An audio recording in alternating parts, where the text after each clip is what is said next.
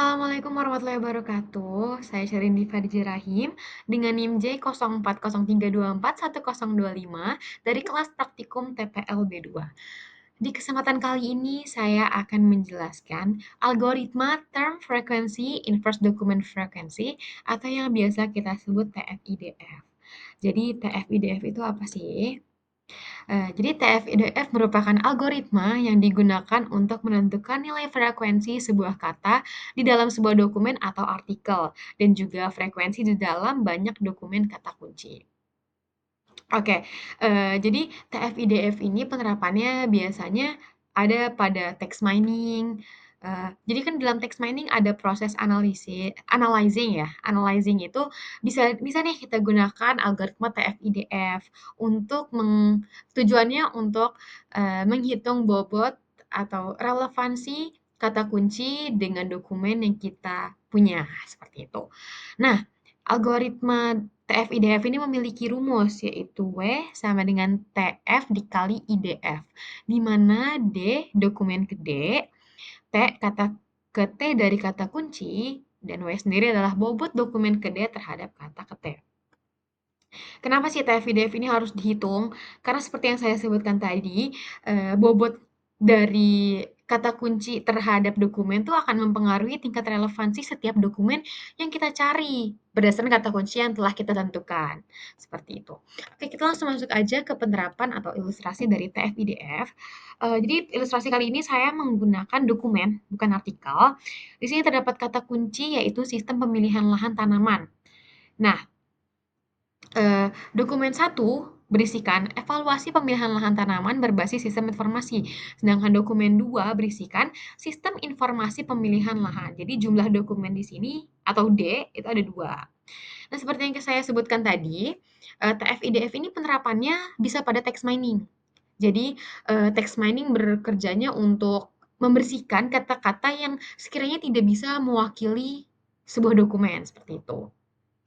Jadi di sini akan dilakukan tahap tokenizing, filtering, dan stemming terhadap dokumen 1 dan dokumen 2.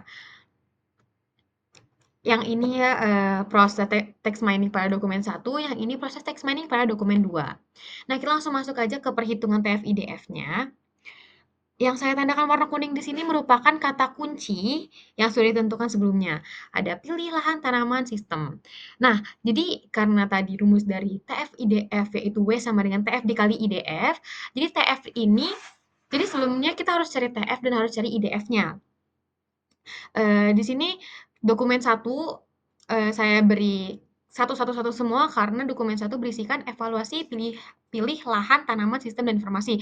Sedangkan dokumen 2 hanya berisikan pilih lahan, sistem, informasi. Seperti itu. Nah, di sini ada dokumen frekuensi. Kita akan menghitung per kata dari setiap dokumennya. Jadi evaluasi ada di dokumen 1, berarti totalnya ada di dokumen 1 tapi tidak ada di dokumen 2. Jadi totalnya cuma 1. Sedangkan pilih ada pada dokumen 1 dan ada pada dokumen 2. Jadi frekuensinya ada 2, seperti itu. Nah, karena rumus dari IDF-nya itu logaritma dari D per DF, kita harus cari dulu D per DF-nya jumlahnya, hasilnya berapa. D di sini merupakan jumlah dokumen, jadi jumlah dokumen dibagi dengan dokumen frekuensi. 2 dibagi 1 itu 2, 2 dibagi 2 itu 1, begitupun seterusnya, D per DF-nya. Gitu. Oke, setelah ketemu D per DF, kita hitung log-nya, log dari D per DF. Log dari 2 itu 0,3, log dari 1 itu 0, log dari 2 0,3, log 1 juga 0. Seperti itu. Oke, kita udah punya TF sama udah punya IDF-nya, jadi kita bisa langsung masukin ke rumus algoritma TF-IDF. Yaitu rumusnya W sama dengan TF dikali IDF. Nah, yang seperti ini. Jadi yang kita hitung adalah hasil dari log D per DF dikalikan dengan DF dari dokumen frekuensi tadi. Jadi 0,3 dikali 1, 0,3, 0 dikali 1 itu 0, seperti itu selanjutnya. Jadi hanya kolom ke-4 dikalikan dengan kolom ke-6, seperti itu. Oke, kita hanya hitung yang kata kuncinya saja karena kita mau mencari relevansi kata kunci dengan sebuah dokumen. Dokumen 1 perhitungannya, total bobotnya adalah 0 ditambah 0 tambah 0 tambah 0,3 ditambah 0, hasilnya 0,3. Sedangkan dokumen 2, 0 ditambah 0 tambah 0 tambah 0, hasilnya hanya 0. Seperti itu. Jadi terlihat ya perbedaan bobot di antara dokumen 1 dan dokumen 2. Jadi kesimpulan dari ilustrasi TF-IDF pada dokumen 1 dan dokumen 2 adalah dokumen yang paling relevan berdasarkan kata kunci adalah dokumen 1.